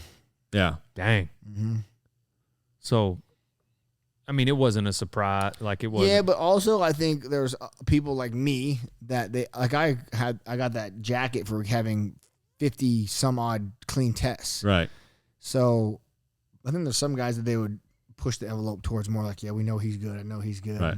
They say there's no politics, but there has to be. They give you a jacket? Yeah, have like a 50, like a Leatherman jacket for making following the rules. Yeah. so many clean tests. That's kind of cool. Yeah, I mean, never cheated. I never yeah. wanted to. Just like in racing, I wouldn't cheat. Right. Like I want to play by the rules. I just what it is, you know. Same thing with Yeah. What's the benefit in even? what's the benefit? So I'd rather just play fair with anything. And I was always, to be honest, what was really scary was I was worried of feeling like I am now and then having it taken away from me. Right. And like, oh God, I gotta go back. Like just getting mentally Yeah. Mm-hmm. beaten. Like, oh man, I'm not the same superhero that I used to be. Right. I mean, you look back and you look at the Vitor Belforts and the Alistair Overeem, like, dude, what? Yeah. Horse meat? My man. With you being a household name, like they're gonna ask you, and probably already have, to come back again Yeah, to do sure. something. They have. Would you do it? Oh. I'm going to be a movie star, baby. Yeah. I had a company offer me a fight, and I told them they'd have to come up with such a ridiculous number to even get me to entertain the idea. They got close, but then I'd have to have a conversation with Dana, like, because I'm still under contract. I'm still for the rest of my life. They own- Really? Oh, yeah. They own my likeness and forever. So I'd have to be released by the UFC. I'd have to go Right. like, Dana, I want to go do this, which he would. But I just do so. I mean, I do slap with him. I do all the racing stuff with him. He sponsors my truck. Like, there's a lot of. It would just be. That's why the number would have to be so ridiculous. Because I'm burning a bridge. Yeah. I'm burning a bridge. Like, this is what would happen. You know what I mean? He would allow it because him and I are cool, but never again could I ask him for a favor. Dang. It'd be like, because it wouldn't be for UFC. It'd be for another company. Right. I mean, I could go back in the UFC, no problem. I would just have to be clean for 6 months, get back in the tennis pool, go do it. So we're talking a year and a half from now, I could go fight, right? By the time I get back in shape. But then it's just not the same with you and Dana. Yeah, now you're fighting a 43-year-old cowboy. Like, oh man. But yeah, and with Dana, he would do it just because of friendship and everything we have, and he would. But it would be like, there you go. Yeah. Don't ask me again for Yeah, anything. yeah. You know what I mean? So I'd be. I don't know. I don't know if it's worth it. I'm gonna be a movie star. Yeah. What do you think of, which is it, one of the Pauls fighting Mike Tyson? Oh, bro. Have you seen any videos of Mike Tyson? Yeah. Dude, I was wondering if they were sped up. I was kind of skeptical at first. I was like, dude, it's almost 60, and then I saw those videos. I was like, never mind. Yeah. I ain't. Surely they're not sped up, those videos. It was like The Hangover when he hits him. He's Yeah. like, Tyson still got it. Yeah, he still got it. My man. Bro, have you seen the video? Day 3. Yeah. You still want to fuck with me? Yeah. I hope he gets back to I'll eat your children. I hope he gets crazy like that. still Mike have Tyson. Have you seen the videos of Tyson at 18 and Jake Paul at 18? Dude. And he's like singing and skipping and doing some Disney show, and Tyson's just world champion, killing everybody. No, I haven't, but that's hilarious. Bro. Dude, that's a different kind of human being. Like, yeah. I think one thing, the thing that Tyson's going to have in his corner, pun intended, is just that first walkout. Because Jake Paul's going to be like, man, how is this going to go? I've been in 9 fights. How is this about to go? I'm And about to fight. nobody hits like Tyson. And then Mike Tyson is not going to be thinking that. Bro, Jake Paul played Mike Tyson Punch-Out when he was a kid. Right. You know what I mean? And you got to fight Tyson. Yeah. And that motherfucker just wabach. Man, I can't imagine. No, because you go night-night. Yeah. Yeah, I don't think you just kind of get funny hit like, oh, shake it off. I think you go to sleep. Is there any incentive for Tyson? Like, will there be? I'm not suggesting someone throw the fight. Is there any incentive though that he let it last longer than I don't know. he could make it? I don't think Tyson doesn't fight well long. He's like a short. So like it's gonna be his idea is gonna be a short game. There's not necessarily like if I drag this out, it'll be more. Here's my professional opinion about this fight. This is so crazy to me. Mike Tyson, hands down, one of the greatest ever. Right. You're fighting him at 60 years old. So you beat him. You beat the GOAT at 60. You piece of shit. No kidding. Yeah. Yeah. You I took agree. a guy who's the best, and when he's old and doesn't have it anymore, you Right. beat him. Wow. Right. Yeah. Good for you. Yeah, it's a lose-lose. It's a lose-lose. Now you go out there and you get, best case scenario, your head blown off by Tyson. Everyone's Right. good. I knew that was going to happen. But the other way around, like you go out there and beat him, people are going to hate it's a career suicide. Right. It's career suicide either way for him. This is a lose-lose for Jake Right. Paul. You go out there and lose to Tyson, you're not going to be able to get those big fights that he's looking for anymore. Everyone's Right. like, you couldn't even beat a 60-year-old man. You go out and beat a 60-year-old man, the whole world's gonna be like, dude, come on, you Right. go out there and beat Tyson, like get out of here. Well, I think because nobody puts Tyson and Paul like in the same category. No, You know what I mean? they're They're still crazy. they're never going. This is the only scenario they would be in the same category. Mike Tyson is 60, and you're like the only thing that would make more sense to me, like why doesn't Mayweather and Tyson go at it? right. Like, that would be cool, Yeah. right? The most pound for pound defensive boxer on the planet against the heaviest hitter boxer on the planet. Like Right. that would be cool. And they're both retired. Yeah. And they're both made their mark. That would be an entertaining exhibition. Right. But the young YouTuber dude coming up, man, that's my hat's off to the son of a bitch because, bro, how scary is that? Every night you got to go and watch highlight videos of Mike Tyson and just you see people's heads get blown into the third row. Yeah. Like a body it's shot. almost would like hurt. I don't know, like the Mayweather Tyson. It's almost like thinking about LeBron versus Michael Jordan today. Right. Jordan's like however many years retired, and LeBron's on the end of his career, but just having that conversation, Yeah. Right. There's tough. that meme where it's just the LeBron and put the all-stars of the NBA on a team today, and asked Jordan like, could you guys beat him? And he's like, oh yeah, by how much? He's like, I think 5 points. Yeah. I'm like, really? That's it? And he's like, well, yeah, we're all in our 60s. I agree. We're all in our 60s. Yeah. Right. We've all been retired. Like, shoot. You wonder if they play hoop anymore. Dude. I wonder how long it's been since Tyson has put the gloves back on. Yeah. He just fought, or it wasn't that many long ago. He did that exhibition with Roy Jones. Oh, they did? I didn't know that. Yeah. Was it any good? Not really. They were both kind of. Old and slow? Well, I think they were both. Yeah, it was just kind of an exhibition, born to fight. They weren't going to kill each other like this one's going to be? Yeah, I hope this one is. Yeah, man, I do. I think Tyson's, I don't know. I'd be scared it is. I'd be scared I hit him too hard. Right. And he just, Really piss him off? Yeah. That's still Mike Tyson. That's still the guy. There's an interview. like what people don't understand, those videos you're watching, all his rounds he hits like that. Like Yeah. Tyson isn't like a slow start. Like it's everything he's got. He's gassed out. He's gonna lay it. Dang. I think just one of those hits anywhere in your body would hurt. And what size gloves are winning? Does anyone know what size glove they're going on? Nope. I have no idea yet. God, just think if they put a 12 or 14 on Mike Tyson. Oh, He'd be so fast. night. It would just hurt. You can't make a bat. Yeah. I don't know.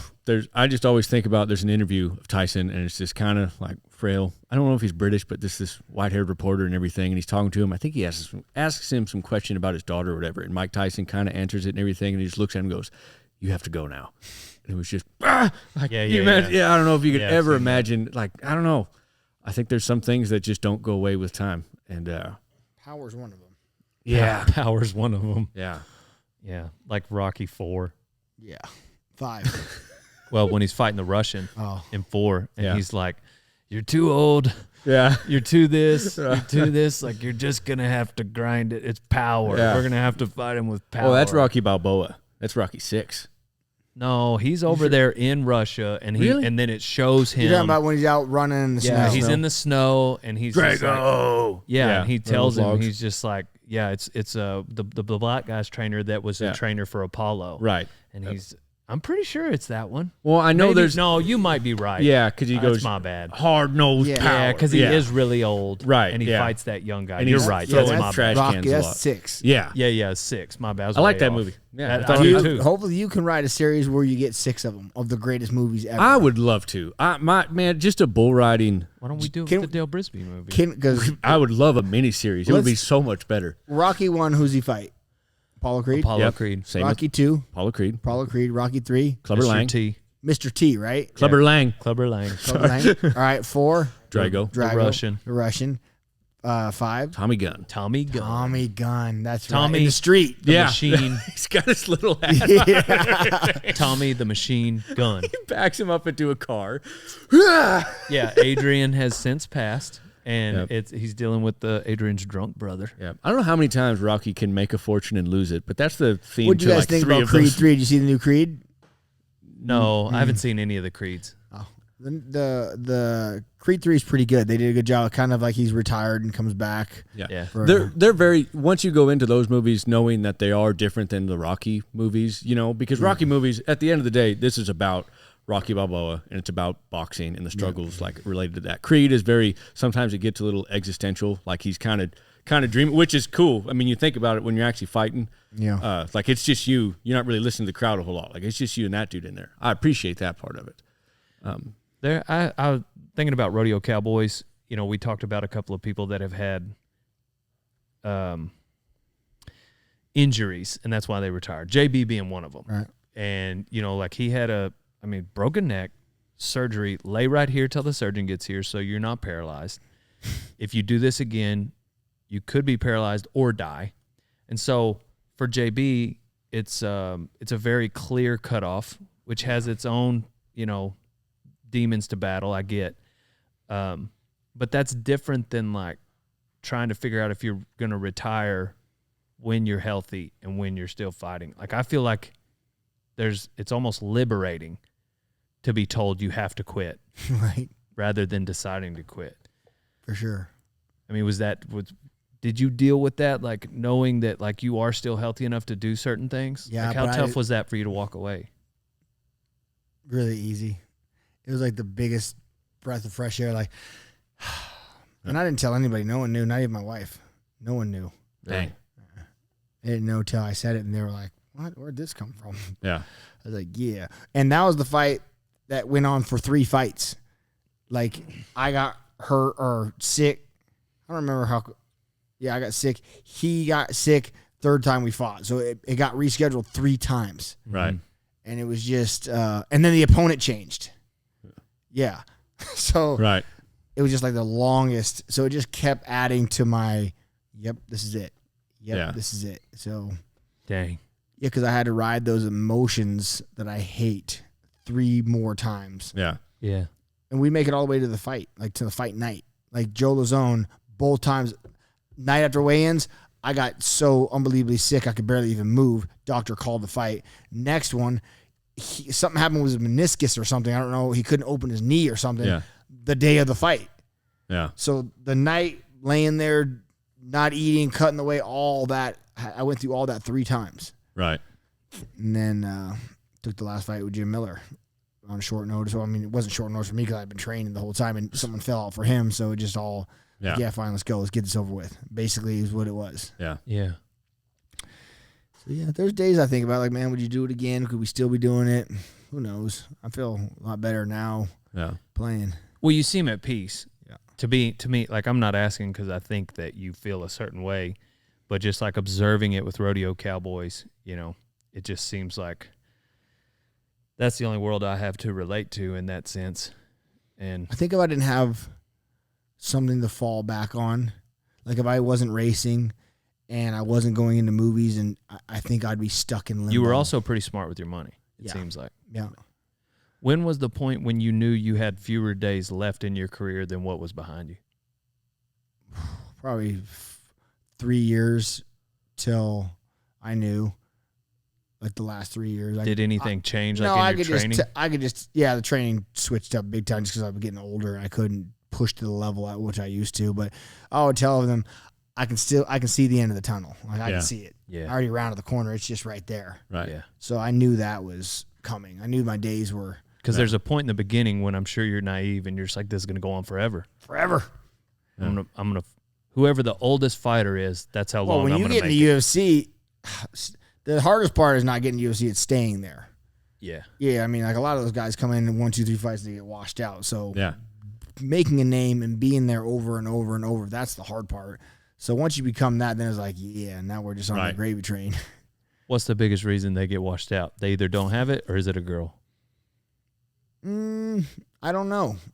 Could just be, Or bills? well, it's like that kid that I talked to in the PI when we were there. Remember? His sternum was hurt.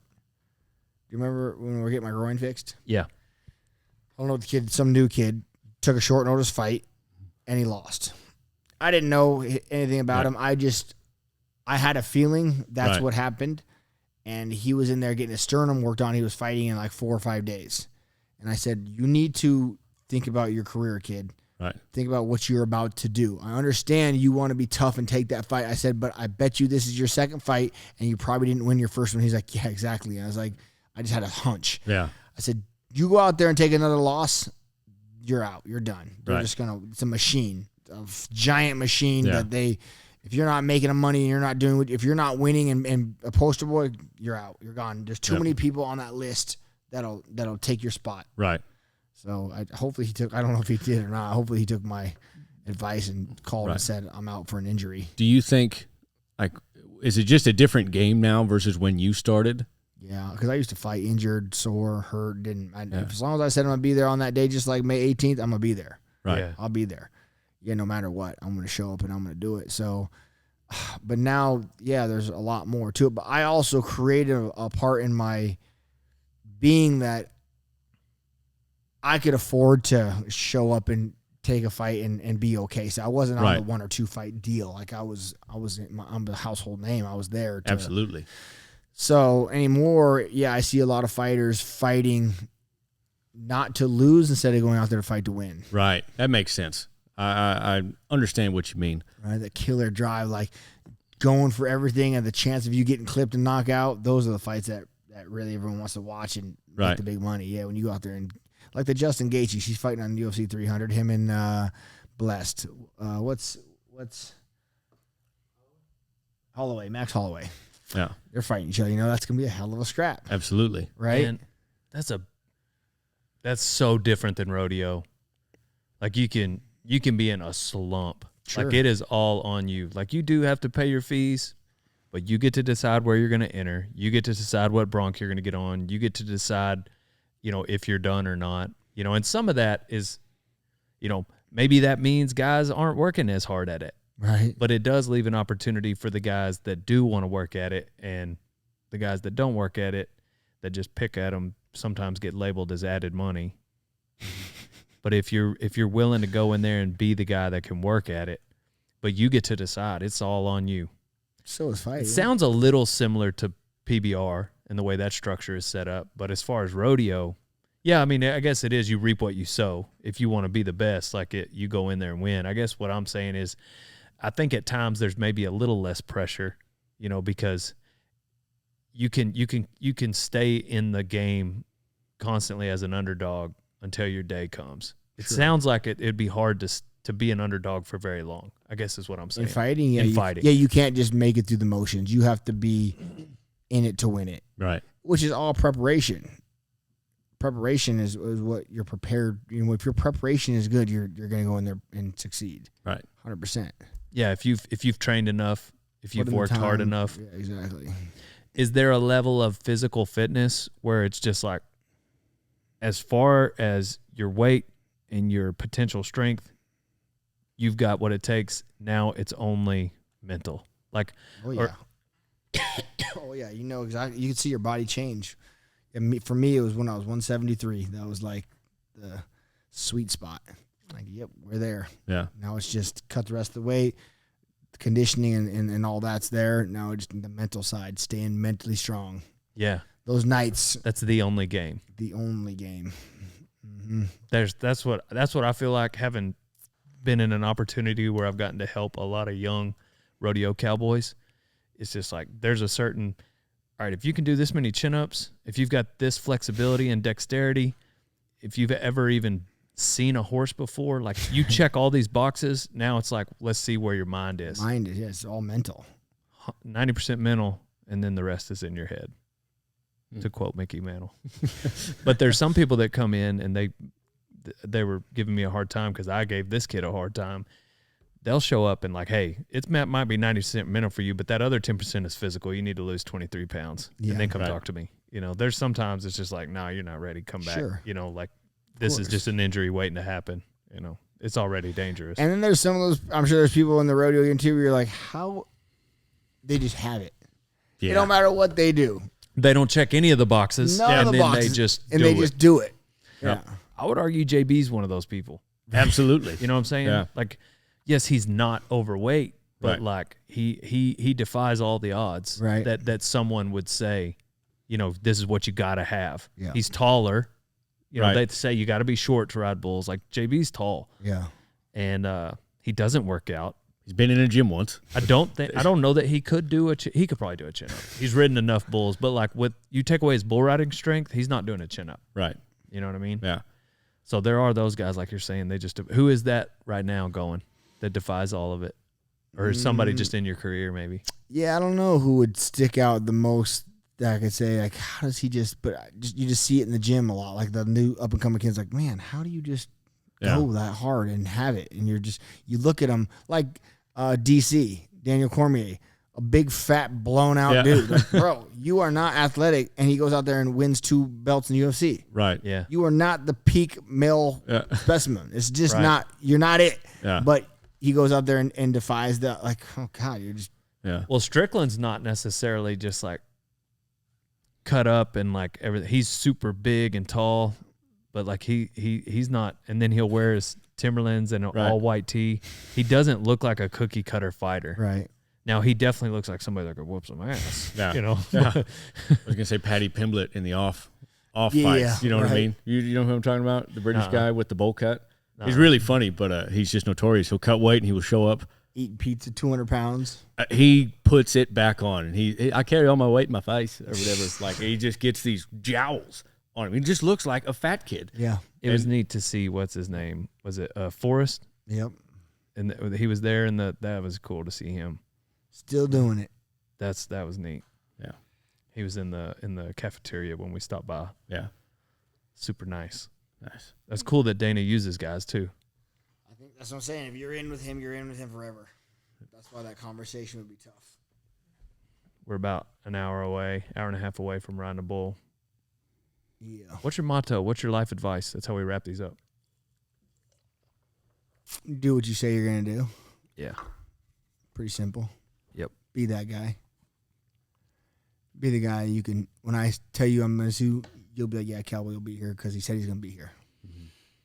You know, you don't have to call me, text me. You know, if I say 8 o'clock, I'll be there. You know, 8 o'clock, I'll be there. Right. So let's just do what you say you're gonna do. Do it, then talk about it. Yeah. Cool. Well, thanks for coming on part 2, Cowboy Cerrone. We had a few hours to kill before our night session, and There might be a part 4, 5, 6, 8. you never know. You're always welcome. Yeah, you never know. Yeah, we're on to the next one, and I'm about to play this delicious music for y'all. RodeoTime.com and BMFRanch.com. Ooh yeah. May 17th, AT&T Stadium. And then your kids can't videos.